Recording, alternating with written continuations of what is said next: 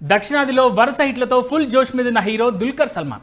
తెలుగు మలయాళంలో వరుస హిట్లతో దూసుకుపోతున్నారు హీరో.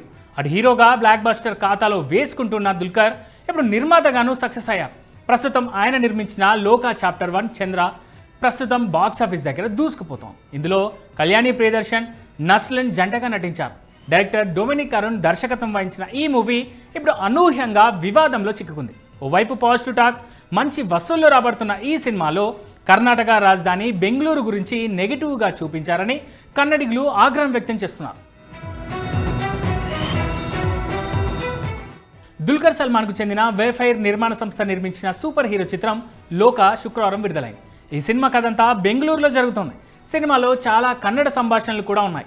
అయితే ఇందులో బెంగళూరు అమ్మాయిల గురించి వచ్చిన ఓ డైలాగ్ ఇప్పుడు కన్నడిగుల ఆగ్రహానికి కారణమైంది.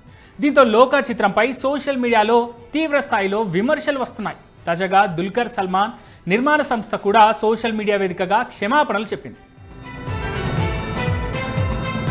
మా సినిమా లోకా చాప్టర్ 1లో ఒక పాత్ర చెప్పిన సంభాషణలు కర్ణాటక ప్రజల మనోభావాలను దెబ్బతీసిందని మేము గ్రహించాం. తొలి రోజు నుంచి మేం ప్రజల మనోభావాలను గౌరవిస్తూ వచ్చాం. కానీ మీ ఆగ్రహానికి కారణమైన పదం గురించి మేము మనస్ఫూర్తిగా క్షమాపణలు చెబుతున్నాం. ఆ డైలాగ్ వెంటనే తొలగిస్తాం లేదా మారుస్తాం. మీకు కలిగిన అసౌకర్యానికి క్షమాపణలు అంటూ దుల్కర్ సల్మాన్ ప్రొడక్షన్ కంపెనీ రాసుకొచ్చింది.